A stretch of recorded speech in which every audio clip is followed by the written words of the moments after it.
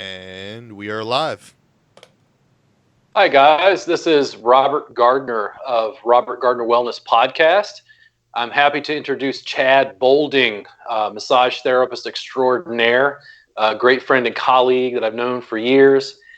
Chad, can you give people a little bit of information about you and where they can find you, like if you're on Instagram, whatever social media channels? Total Rejuvenation Studies is my Facebook group. It's also my YouTube channel. And Chad Bolding or Chad _ Bolding _ TRT is my Instagram. Nice. Those are the main places. Yeah. So, Chad, I think the two main things we're likely going to discuss is in the beginning here, we're likely going to talk about a little bit of Thai massage, maybe 10, 15 minutes. And then we're going to dive into something I have interest in that's totally new to me, which is like carnivore eating, which is a heavy meat-based diet. And you and I can talk about this, and I have a little bit of experience that I'd like to explain to some of the audience. You and I initially met because I taught a Thai massage class in Arkansas. That was where you and I first met and connected. We've maintained contact for, it's been at least 3 years now, right? Oh, way more. Way more? Okay, time gets past. You were my first CEU that I ever took. Oh, and so, okay. Yeah. At least 5 or 6, if not 7. Okay, it's been that long. All right. Yeah. So you do a different style of work. Like you incorporate some, I guess, more like Thai style stuff. At that time, you were doing a lot of, you would just scour YouTube videos to find things of interest to be able to add to your work.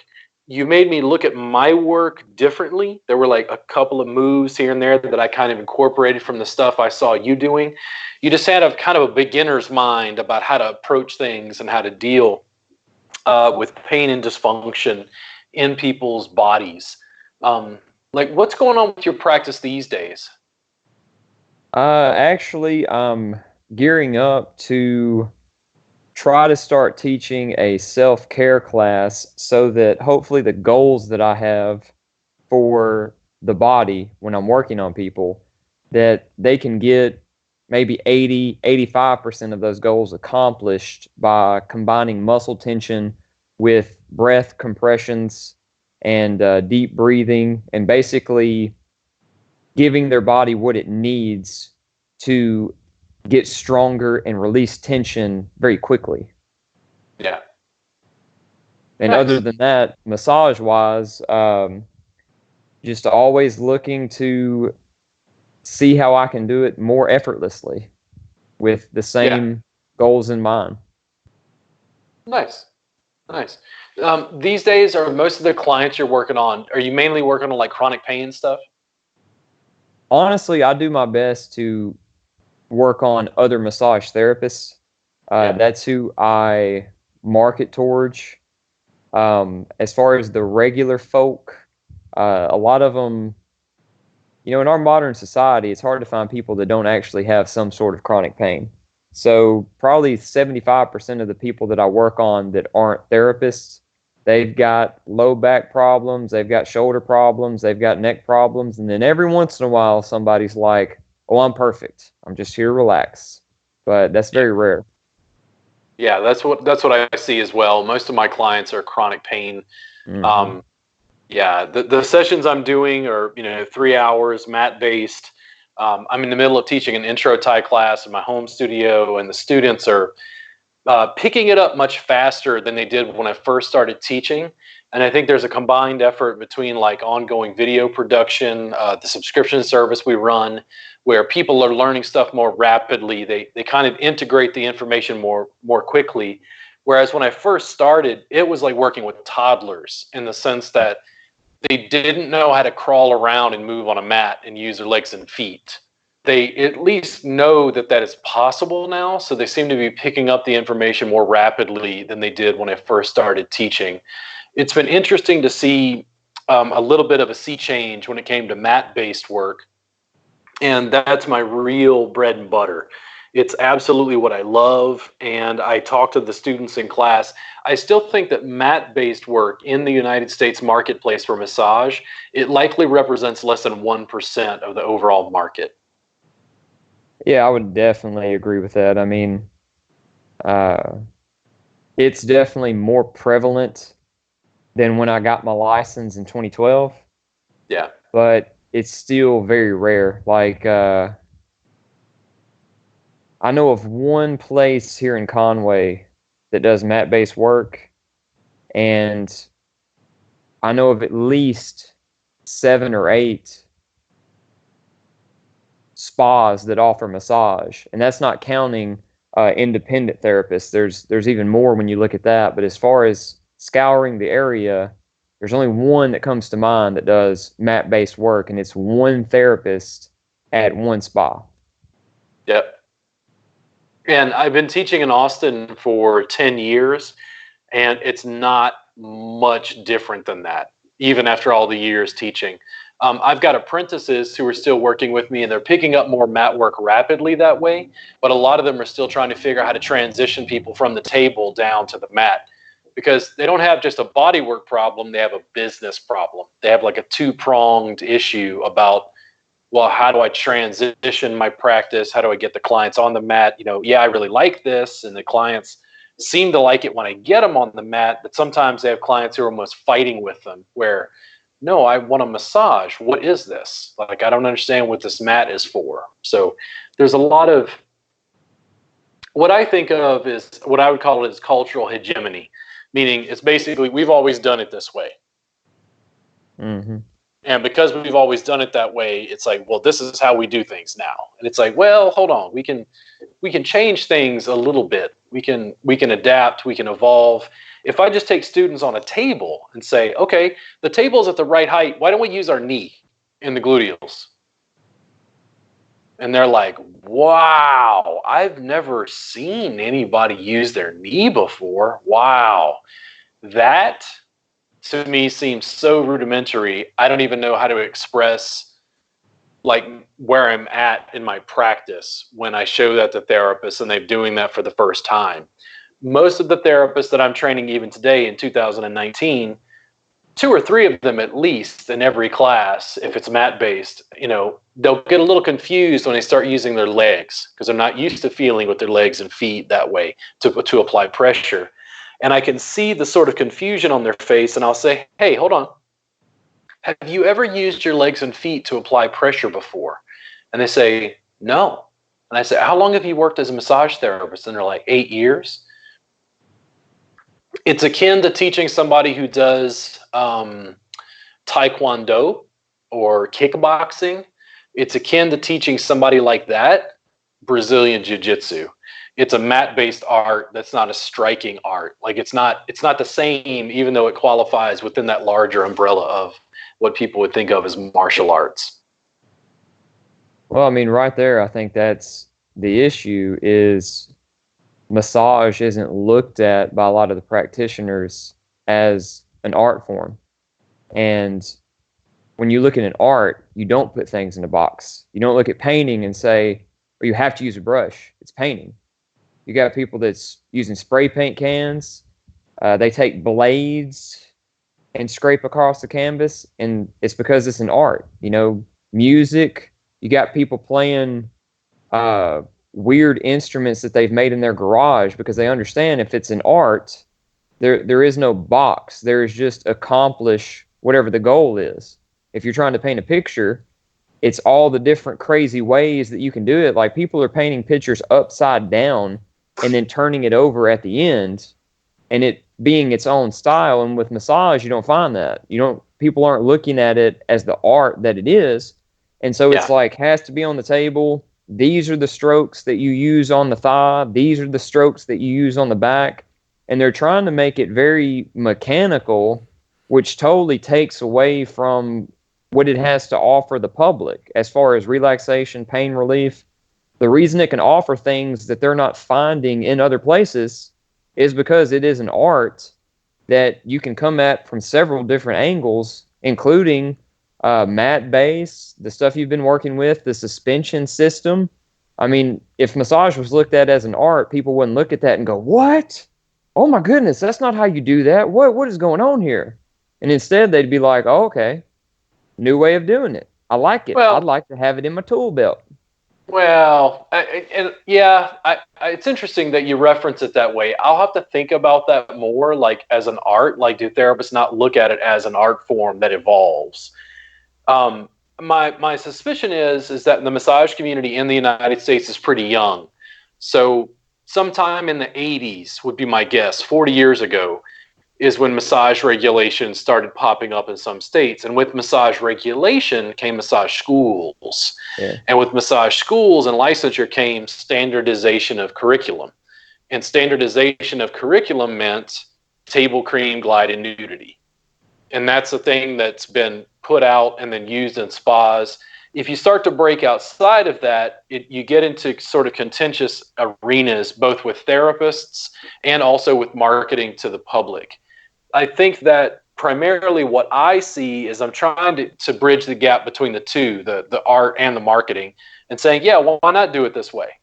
And if the students ask me, well, why do you do it this way? I'm like, okay, I get the optimum range of motion and mobility from mat work. I get the optimum compression and capacity to use my legs and feet and more tools in mat work.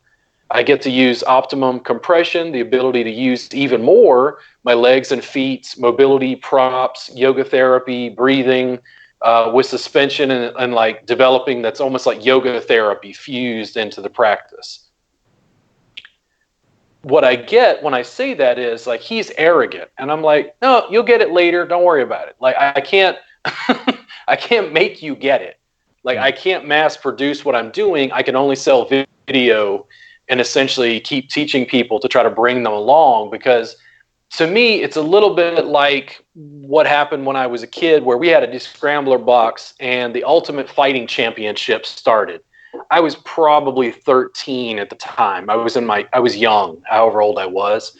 And Hoist Gracie wandered into the ring with these guys who were big and strapping and abs. And it was like, wow, the karate guy is going to fight the Muay Thai guy, and the Muay Thai guy is going to fight the sumo. And Hoist Gracie walks in, and he looks like you, Chad. And Hoist Gracie destroyed everyone. And it was like, what is this? What is he doing? And he wasn't striking people. It was Brazilian Jiu-Jitsu. But Brazilian Jiu-Jitsu was relatively unknown. It was a small, like, kind of regional art, I think, at that time, that because of mixed martial arts, people could see it. People could see its effectiveness. And all the other martial artists had to start training in it to defend against it, even if they didn't wholly adopt it. The thing is, mat-based work, the way I'm teaching, represents a sea change in the industry, but the industry itself doesn't want to change. Once they hook into a revenue stream and a certain way of doing things, they don't want to alter that. I'm trying to find independent therapists to build a mat-based practice, and they're like, this is impossible. And I'm like, no, you just have to work at it. And it really depends on what you want to do. The idea of being forced to work on a massage table, I would just quit. I would just go do something else. I'm like, this is not for me. Yeah. More options and more tools. Consistently, I'll tell students that they feel like I'm anti-table or anti-effleurage, meaning long flowing strokes. And the thing is, it's like, no. I'm not anti-table and I'm not anti-effleurage, but if the only tool you have is a hammer, everything looks like a nail. The thing is, you need to add more tools. And when you start using your legs and feet and knees, I'm adding at least 50% more tools. Like, I don't dig a ditch with a damned hand trowel. I go out and get a backhoe. Yeah. We got more tools now. We'll take a quick break. Yeah, and I just want to interlude here real quick to let the podcast listeners know that we currently have a holiday sale going on for all digital products, 20% off.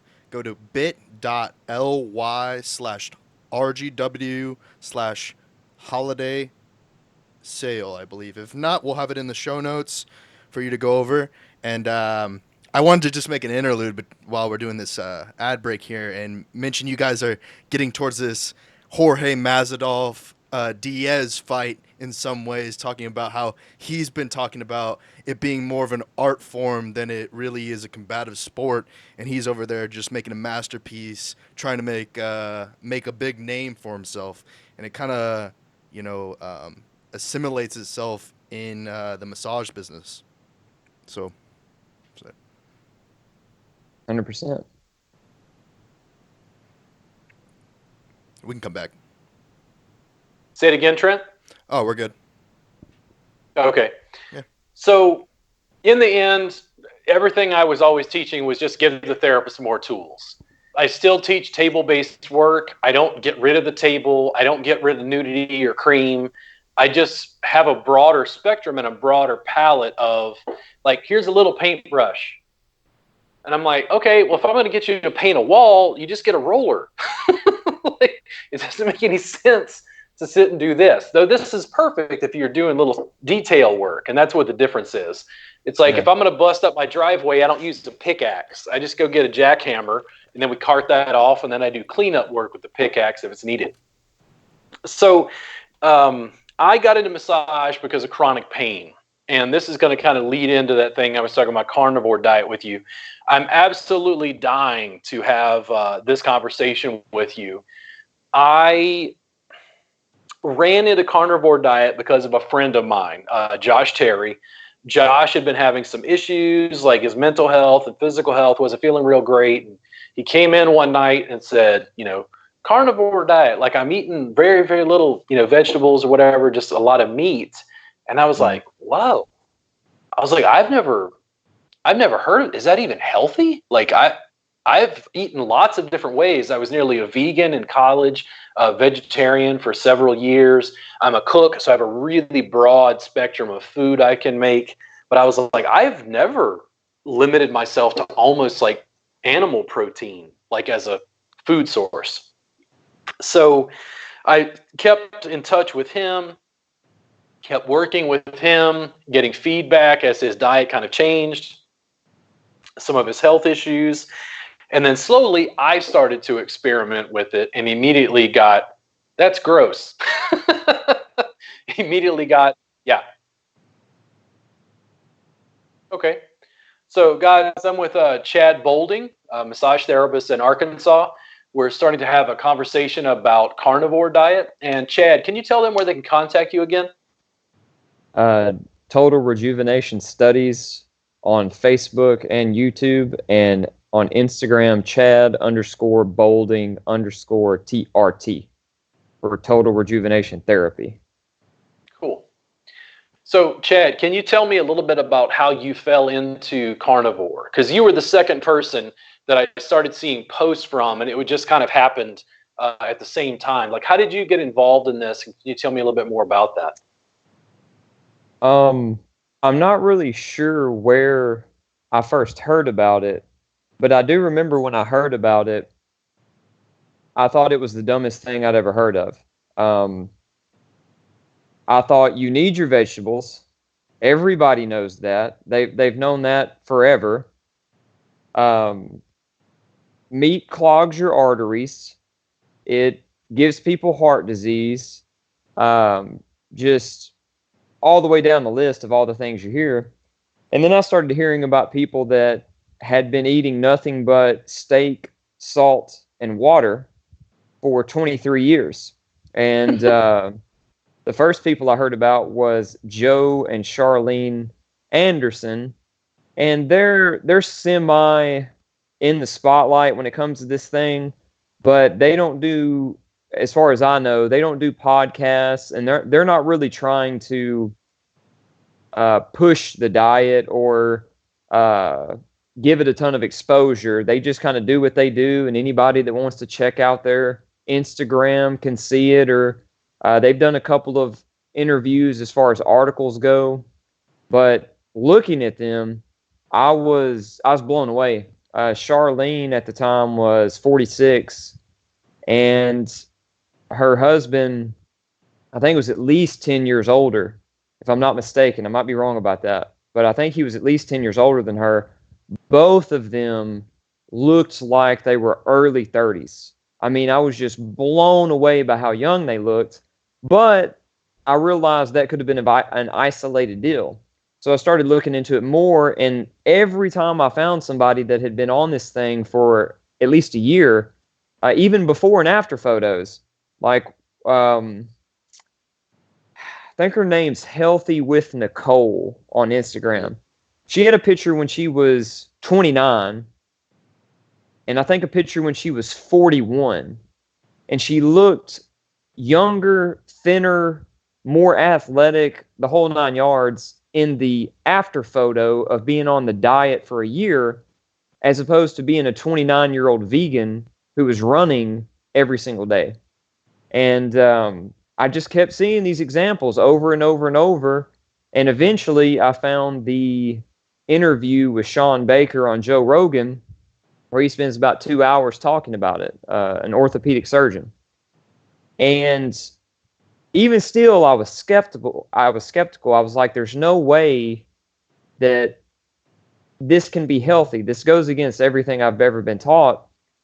And just the more I looked into it and the more before and after photos I saw, I found people sharing their blood work, people sharing heart scans that showed a decent amount of blockage, and then 6 months of eating nothing but meat down to 0 blockage. And finally, I was like, I got to give it a try, see what happens. Yeah. And within a month, I had lost 20 pounds. And I was not, I was a little bit chubby. I wasn't really even on the heavy side of chubby. I was just lightly kind of chubby. And I went from 190 down to about 170 in that first month. Not even trying, just eating as much meat, as much beef as I could handle. And then whenever you get hungry again, you eat again. You just wind up not getting hungry for long periods of time because meat is so satisfying. So it satiates you very well. Yeah. And before it was all said and done, I mean, I've been doing this since February, eating about 2.5 pounds of beef every day, 1 meal a day. OMAD, as they call it. Mm-hmm. And so I guess I'm about OMAD, is that? OMAD? 1 meal a day. 1 meal a day, okay. Yeah. And WOE is another acronym that you'll find, which is Way of Eating, WOE. And the community's got its own little vernacular that you kind of have to learn before stuff starts making sense. But it's been absolutely fantastic. I used to get a sinus infection every couple months. Haven't gotten one since I started. It does feel like one tries to happen. There'll be just a slight feeling in my sinuses, but there'll be no drainage. There'll be no stuffiness. And so I plan to eat like this the rest of my life, honestly. I mean, 1 big meal of beef every day and going about my way. Are you having anything else? Like, are there any other attributes you've noticed, like mental clarity? You talked about health. You lost a little weight. I mean, you look healthy to me, but it's like, is there anything else that you noticed specifically? I do a lot of body weight training, like one-handed push-ups and whatnot, and definitely an increase in how quickly I gain strength and muscle. Okay.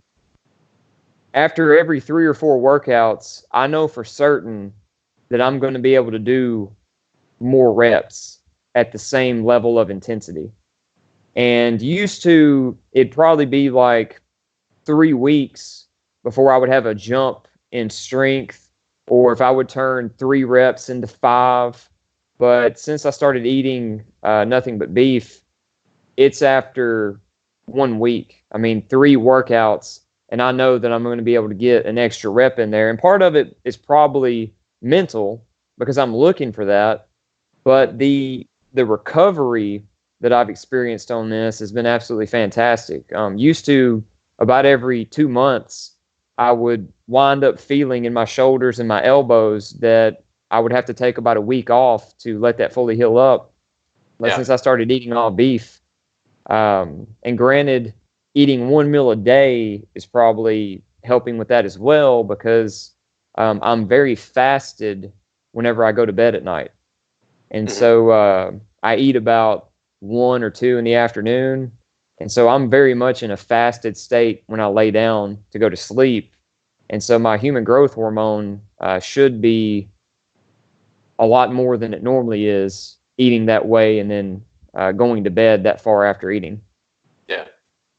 So I wanted to clarify something. We had some conversation prior to this. Are you fasting in addition? The gentleman with the snake diet, whose name I cannot recall. Mr. Cole Robinson. And yeah, this is snake juice in here. Yeah. And I start every week with a 48-hour fast. I did do Okay. 72s until I went from 170 down to 160, and that happened uh, in about 3 weeks. Yeah. And so once you get so lean, it's very hard to go to sleep that second night when you try to do a 72-hour fast. And so 48 is about the best I can do now. I can push it further, but I can't push it to where I go to sleep that second night after not eating, because you're not twitchy. You Mhm. lay there and you're completely still, but you feel like you have this like low surge of energy that's just constant, and it just won't let you wind down and go unconscious. And so you're not rolling around. I mean, you'll lay there in the same spot for like 30 minutes. So it's not Yeah. like a nervous energy, but it's like you're just on a level that you can't quite drop down from and go unconscious. But I start every week with a 48-hour snake juice fast. So electrolyte water, basically sodium, potassium, magnesium. And that's honestly one of the most addictive aspects of this whole deal, because around the 30 to 34-hour mark, Yeah. it's almost like taking an upper and a downer together. You get like mental sharpness of caffeine, but with the potent relaxation of possibly a cannabinoid. Interesting. When I had conversation with you, I had discussed, I haven't done this specifically. Like, I'm interested in this. I'm going to do more research. I had done the master cleanse previously. This has been years ago. You can find those videos on my YouTube channel. I'd go 10 days without Mm-hmm. solid food. I was just drinking the lemonade from the lemonade diet. And after 10 days, I didn't want to start eating again. And I got very like, okay, you do not know nutrition. You do not know what this does to your body. It Yeah. is not normal not to eat solid food for 10 days and then not feel hungry. Like, I don't have any frame of reference for that. So I responded very well to the master cleanse, but the thing that I still noticed, even though my sinuses cleared up amazingly, amazing mental clarity, um, I could mostly still work on it as long as I wasn't heavily exerting myself. The problem I had was my joints still ached. And this has been an ongoing issue for probably 20 plus years. Even the old war wounds I have from like the whiplash that led me in a massage, a bum shoulder that I've kind of injured from overworking it at a FedEx plant when I was in massage school, an old hip thing, they would just ache. Like, I feel like I'm turning into my grandma, where my grandma was like a damn pressure gauge when, like, she's like, "Oh, baby, storm's coming." She could like feel it in her joints. Yeah. So I'd gotten used to that. And then you, in the conversation I had with you, were talking about the snake diet and the fact that you thought it might be a good idea to try it to see if my body responded differently. And you thought it was actually insulin. It basically, because the tea, the master cleanse, the lemonade diet, you were like, yeah, the lemonade's still spiking sugars and it's spiking insulin. We'll take a quick 5-minute break. Hey y'all, this is Trent Knox again, coming in to do a real quick ad read. We're currently doing a holiday sale for Robert Gardner Wellness's digital products. That's the workbooks, the videos, and mostly the intro, the phase 1, phase 2, complete tie collected workbooks. And you can get access to that for 20% off. Go to bit.ly/RGW holiday sale. All one word, RGW holiday sale. get you 20% off before the holiday and the new year. All right, Robert. So I'm here again with Chad Bolding. My name is Robert Gardner with the Robert Gardner Wellness Podcast. Chad Bolding is a massage therapist and educator extraordinaire living in Arkansas. We're great friends and colleagues. And I brought Chad on. We talked a little bit about Thai massage in the beginning, and now we're talking about carnivore diet and some elements of maybe along the lines of nutrition. Chad, I am a member of, is it the World Carnivore Tribe on Facebook? Yeah. Yeah, so I follow their posts, and a friend that I talked to about this was like, "That's crap! Don't listen. You're gonna die. It's horrible. You got to have fruits and vegetables." And and I posted a link they had sent me, and the people in the World Carnivore Tribe just ripped it apart and said, "That's baloney. It doesn't have anything to do with anything." Was it the one I read? Probably I commented so. on? Yeah, you did comment on it. Yeah. Yeah, I mean, like, I understand this is the way you have to word things, but people will completely tear it apart, but they'll start using words might, may, could, possibly, and they won't say this diet is going to kill you. It could lead to this. It might lead to that. I had an article pop up in my timeline, and it wasn't even carnivore, I don't think. I think it was keto. But it said the title of the article, and this was a reputable news source, said leading cardiologist says no one should do keto. Now, I don't promote keto. I don't necessarily think it's bad, but I definitely don't think it's optimum. And so that's what this title says. Leading cardiologist says no one should do keto. I clicked on it. That was what he said. The next words were, because there's not enough data. So they took that phrase and said, leading cardiologist, anybody that read that article was like, oh, well, that settles it. Some heart guy says we shouldn't be doing it. But the full sentence was, because there's not enough data. The same way with the all meat diet, unless you consider the indigenous tribes that have been eating this way for hundreds of years. If they are considered data, then we do have some. But if you're looking for American studies on it, you don't have any. They don't have anybody that got brought in, said you're going to eat nothing but meat for a year, and we're going to measure your blood. We're going to do all that. But you do have people in the community who are doing this. Sean Baker has been on it for, I think, 3 years, and he recently posted a YouTube video where he went through his blood workup and through his heart scans. And he looked at his triglycerides. He looked at his inflammatory markers, the whole 9 yards. And it was absolutely pristine. And so you do have people taking it upon themselves to be their own guinea pig. But as far as as far as Kellogg's or Coca-Cola paying millions of dollars to rent lab equipment and pay scientists and pay subjects and all that, nobody has done that thus far. But word on the carnivore street is there is a university about to conduct it. I think towards the end of this year in December. It might be early next year. I'm not certain, but it's coming up to where a major university is going to be looking at nothing but meat, not, somebody that eats a McDonald's burger 5 times a week and fries and Coke, but strictly meat. And so it's fixing to be studied, and, it's probably going to put a dent in a lot of people's pockets if it becomes increasingly popular. You think about all the foods that have carbs in them, and this is a zero carb diet. Yeah, it's pretty fundamentally, a shift. When we talk about it, we're just kind of, exploring our own experience. One of the things I liked about having the conversation with you was I could tell you weren't like religious about it, like you didn't care if other people ate how they wanted to eat, but you're like, hey, this seems to work for me. And what I found was started tweaking my diet. And I grew up in South Louisiana. Cornbread, red beans and rice is like gumbo, roux is like just a part of the culture I grew up with.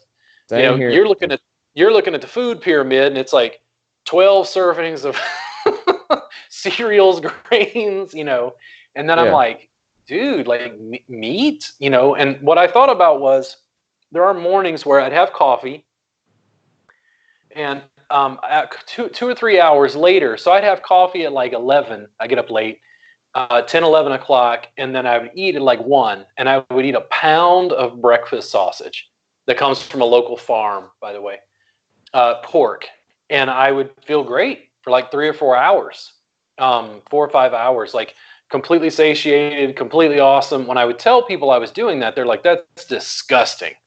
That is so gross. That is just so much meat. And I'm like, well, I don't know. I kind of feel good on it. Like, I don't know. So what happened was about 2 weeks ago, right around the time I had called you, I think, I had slowly kind of just tweaked my diet that direction. And I got to a point for about 5 days that I didn't have anything except meat and like fizzy water and maybe some sugar in my coffee in the morning with some cream. And for some reason, I got to a point for about 3 days where I was like, man, my joints don't ache. Like my joints like feel kind of nice. Like I don't ever feel this nice unless I take naproxen. And it lasted for about 3 days until I was leaving Austin. There was a major barometric pressure change. I was flying out of town and a storm rolled in and I felt kind of achy. But for the most part, I've mostly maintained eating that way. Today I had a bunch of vegetables because I made vegetarian food for the students. But the main thing I've noticed is like I just don't ache as much. And I've been talking to my mother, who every time I talk to her, it's like, oh, baby, my arthritis. And I'm like, Mom, you have to do this. You have to at least try this and see what happens. Because my mother's even diabetic. And I've been like, Mom, I'm telling you, I want you to try this and see what happens, to your body. Like, is it, and I don't know, I'm asking a question. Does it reduce inflammation? And like when I was doing the lemonade diet, was it like spiking sugar levels and like insulin? So everything else was good, but my joints still ached. Because I've never, in 20 years, I don't remember a time when I felt this good just being on air. Well, something that I don't think has been looked into enough, the joints are a little more important than they've been made out to be when it comes to strength. And strength and pain don't really go together. Like pain depletes you of your strength.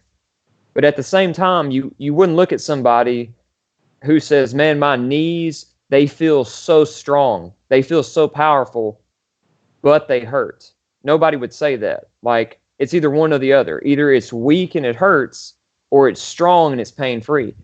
And if you look at like the Bible or anything written in the BC area, that's the way they looked at the body very differently, because it wasn't a bunch of, and I don't mean this to be offensive, but like it wasn't a bunch of eggheads who couldn't lift a weight, but they're looking at paper and they're looking at scientific figures. They were forced to look at the body and say, this person is capable. Why are they capable? This person acts this way, full of strength and vigor. What is different about them than this person over here that doesn't? And that's where you find, like in the Bible, they refer to it as countenance. Like they talk about somebody have a countenance like a cedar, meaning it's tall and it's straight. And they noticed people that have that countenance, it's written on their face, it's written on their spine, they're capable. They don't get tired as much. Whereas the guy that's all hunched over and his face is drooping, well, it looks like he doesn't have the energy to do anything.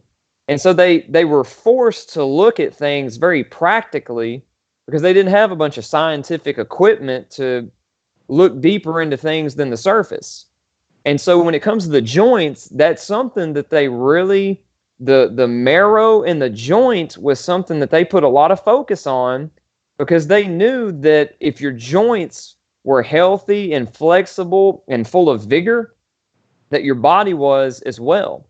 And so dieting differently, as far as affecting the joints and affecting inflammation, I think a lot of that has to do with the mental clarity as well. When you're walking around and you feel lighter on your feet because your ankles feel good, your knees feel good, your hips feel good, you're going to be more likely to have a task set before you and go, I got plenty of energy to deal with this, as opposed to, you got to take out the trash, you got to go pick up the kids, whatever. If you don't feel good in your joints, you're going to be like, oh my goodness, I got so much to do today. I got to take out the trash all the way to the road. And it'll affect you mentally as far as how vigorous your joints feel. And so as far as the inflammation goes in the joints, like you mentioned, I'm not real religious about this diet. I have seen people go low carb, eating medium to small amounts of meat, large amounts of low carb vegetables, and still saying that their joint pain went away, and that every time they cheat and eat a donut or something like that, they get their joint pain back. And so I've seen too many people that it's not the meat. It seems to be going low carb, or bare minimum, no refined, over processed carbs. Maybe carbs from like, a sweet potato or something like that. But as far as cereal and processed things of that nature, when they get away from that stuff and strictly go to low carb veggies with a little bit of meat, they seem to experience a lack of joint pain. And it seems to come back like that as soon as they falter on that way of eating. So I wish I could say it was all meat. I'm at the very beginning of exploring. I don't exactly know. I ate some vegetables today because of what we had for lunch. I'm still sort of exploring the edges, figuring out what works for me. I do know that I also noticed almost immediately, I was like, I'm not as gassy. Like my digestion seems like very calm. I've had no real issues with digestion or like upset stomach or anything. But on both ends, just kind of gassy generally. And I laughed because I was in bed one night, maybe 3 to 5 days in, where my joints felt kind of great. And I broke wind and then realized, oh my God, I don't think I've done that in like 4 or 5 days. Like my digestion, I don't feel bloated. I feel less bloat. I don't feel my blood sugar spike and drop from eating. I started to notice that there was more of a gap between meals, like you talked about. The more I was going towards a higher meat intake diet, like meat and eggs and some butter. I don't really know how far it goes, but I know that typically I'm like a 3 on a pain scale. 10's hospital, 0's no pain. On a daily basis, I'm at a 3. People would ask me why I'm so grumpy and ornery, and I'm like, I'm in chronic pain, bro. Like I had injuries as well, but the funny thing is there's some of it that feels systemic, like in all my joints. And then it felt like my body was attacking the old injury sites. But even that, I dropped to like a 1. And when I dropped to a 1, sometimes it was like there was no pain. And I'm like, wow, just from my diet? Like I'm confused. I mean, honestly, I don't know what to think about it. I'm talking to people, and I have to be careful who I mention it to, because I'm even getting people who are starting to get mildly frustrated. They're like, Robert, that's not healthy. You can't do that. And I'm like, but I feel great. And they're like, Robert, you can't do Quick 5-minute break. Quick 5-minute break. Hey y'all, this is Trent Knox again, just coming in for a real quick ad read. Just wanted to let you guys know that RGW, Robert Gardner Wellness, is currently running a holiday sale, 20% off all digital products. That's our workbooks and our videos delivered directly to you. You can go to bit.ly/RGW holiday sale. It'll take you directly to the site. Or you can obviously go directly to the site or to Facebook, go to the digital section, and make your purchase today. It's the holiday sale, 20% off all digital products. Back to you, Robert.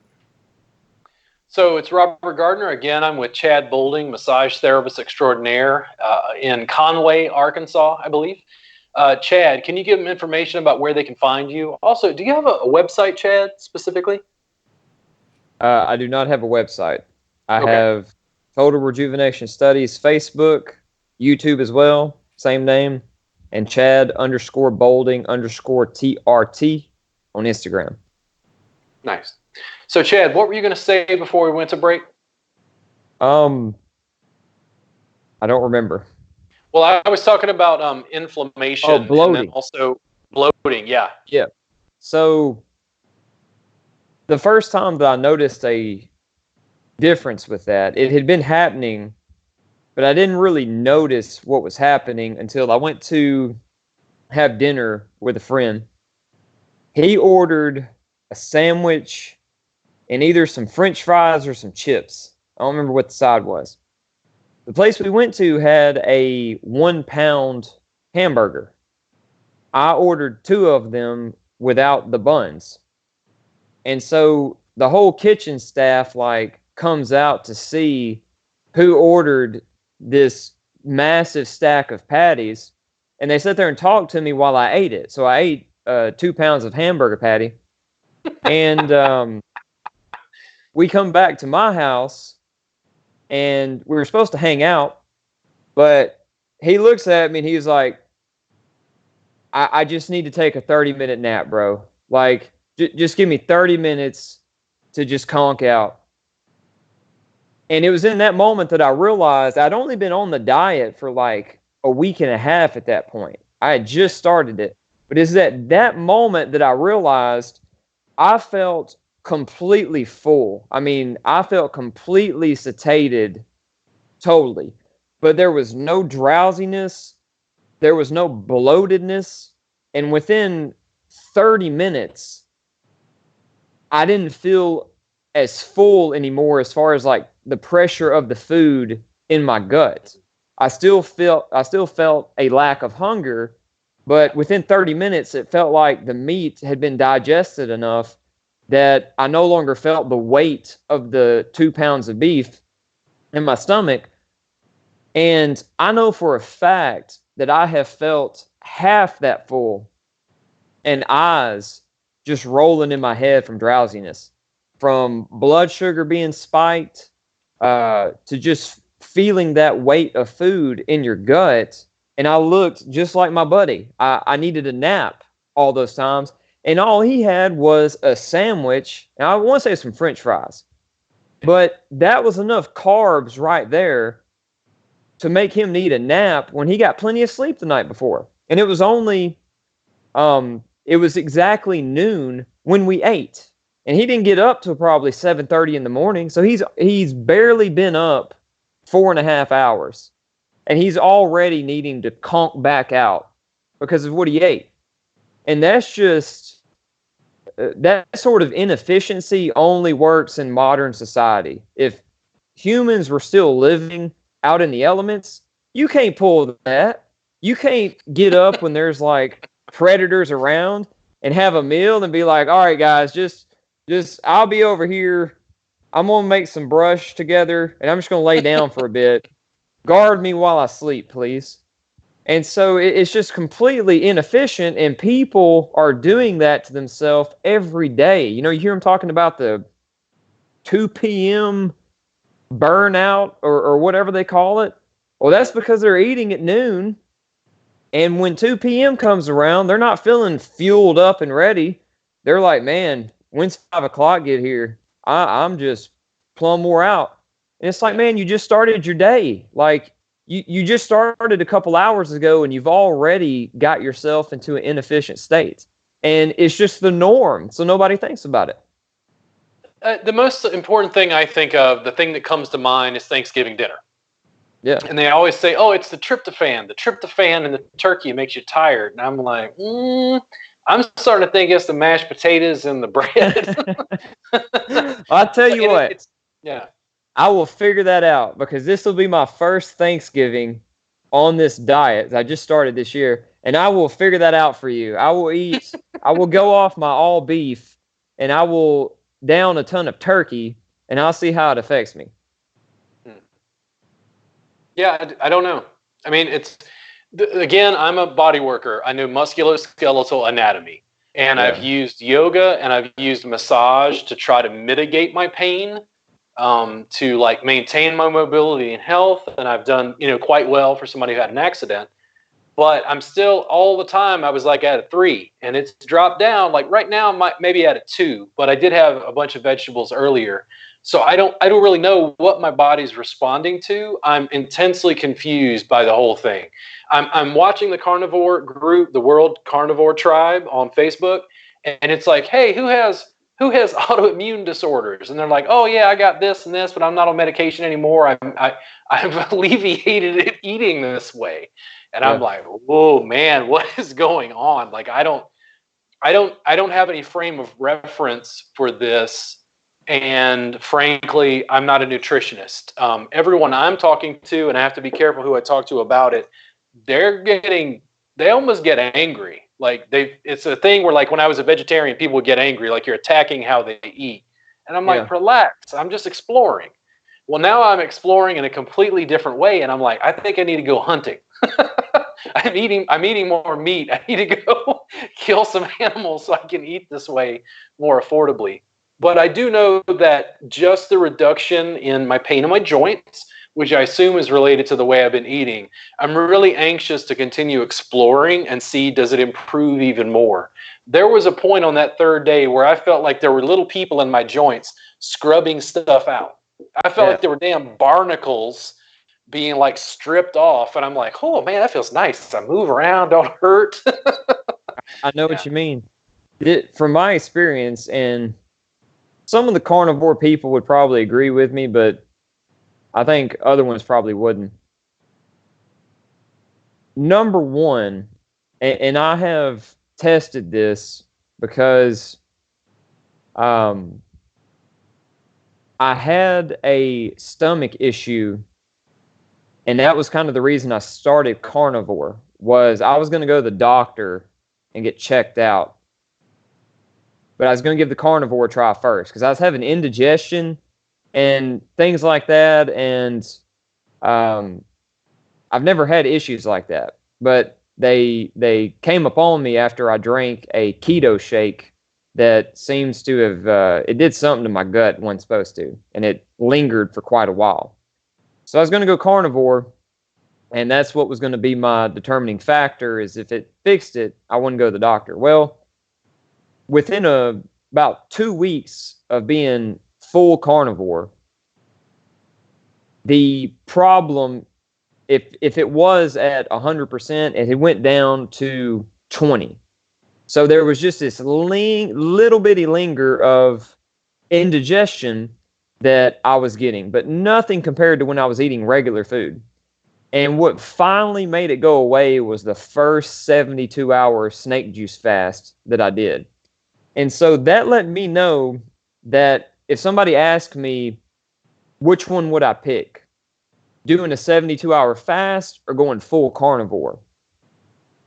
From my experience, I would say if you're going to pick one of those, doing a 72-hour fast once a week, in my experience, is more healing than going full carnivore.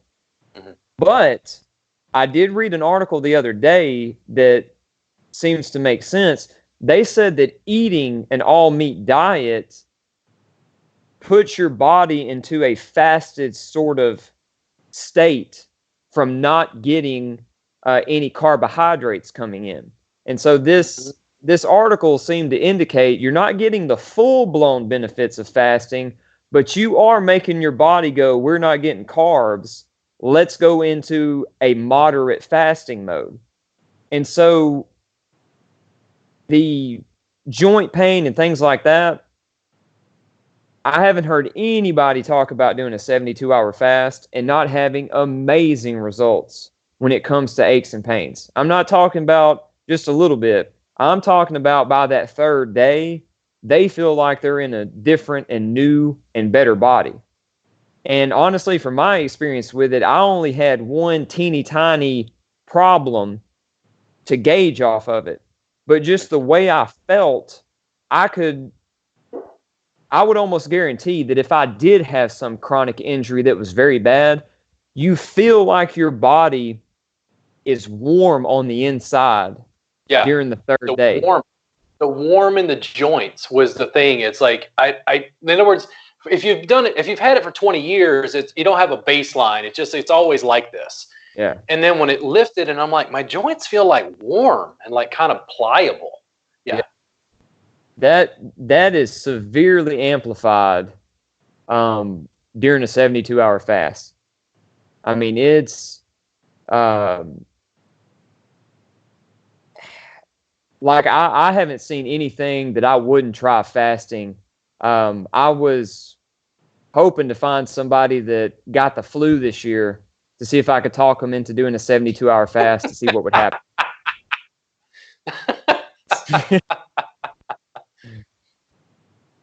I mean, it sounds crazy, but at this stage, I'm like, hey, listen, if you make my pain go away, that's my bread and butter. I work on people in chronic pain. I'm trying to help them with pain. I can't give them nutrition advice, but I've used my social media to like explore diet and food. I take pictures of food I make, and just getting to this point, it was like, man, when you took my pain level from a 3 to a 1, I was like, dude, it's like I can live at a 3, but I'm annoyed.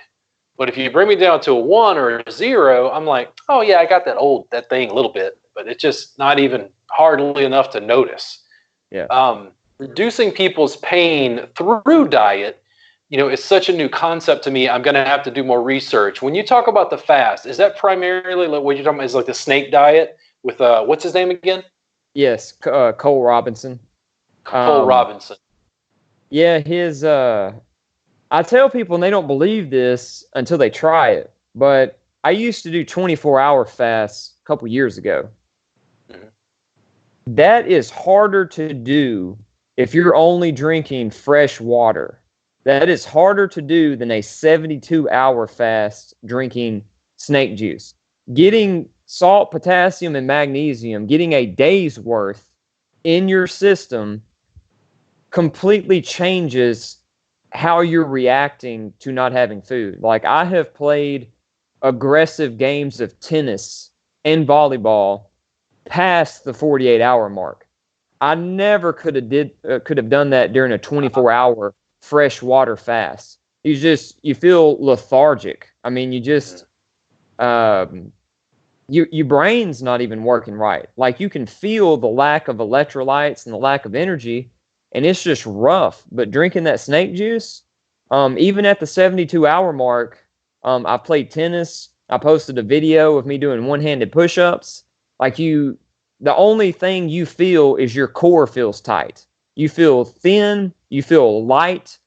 You feel tight. Like, if you think about feeling bloated and how that sucks the energy out of you, imagine what the opposite of bloated feels like. Imagine your tummy is naturally pulling in instead of pushing out. You feel energized all day. And I've been meaning to look into if that has anything to do with the vagus nerve. Because when you're bloated and don't know.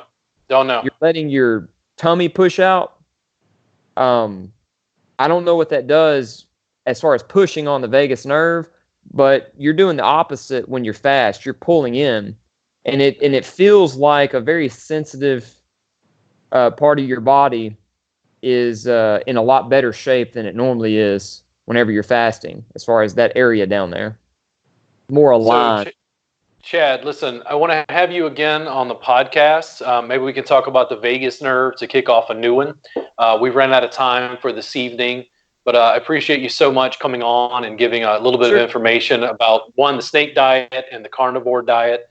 Again, the folks that we've mentioned, you can look up. I really recommend that you explore, just do some research, you guys at home watching this. And I'm interested to do more research on my own to try to figure out what's going to make me feel better. Chad, thank you so much for coming on the show. And one last time, can you tell them where they can contact you? Total Rejuvenation Studies on Facebook and on YouTube. And then Chad_Bolding_TRT on Instagram. Nice. So, Chad, thank you again, and I will talk to you soon. Hopefully, we can do another podcast. I'd like to kick off another, potentially talking about the vagus nerve and then going into some of the abdominal work that I do. Have you had much experience with abdominal massage at all? One of the biggest focuses in my work, Okay. again, biblical stuff. Okay, cool. Yeah, then that'll be a good, I didn't know, so that'll be a good topic to address in the future. Listen, thank you so much, and I'll talk to you again soon. All right, for sure. Peace out, my man. Bye, later. Hey, y'all, this is Trent Knox again. I just want to come in and finish off this podcast by saying thank you very much for tuning in. If you were able to watch the live feed, we appreciate you for sticking around. I just wanted to say again that RG Wellness is currently doing a holiday sale for those of you who are interested in getting the workbooks, the videos, getting some training. We're doing 20% off all digital workbooks and videos. Head over to bit.ly/RGW holiday sale, or you can go directly to the website and go to the digital products. You'll see the holiday sale there. Also, if you're enjoying this podcast and you really want to help out and support, you can go to anchor.fm/RGWellness/support. And for as little as $1 a month, you can help continue producing this podcast.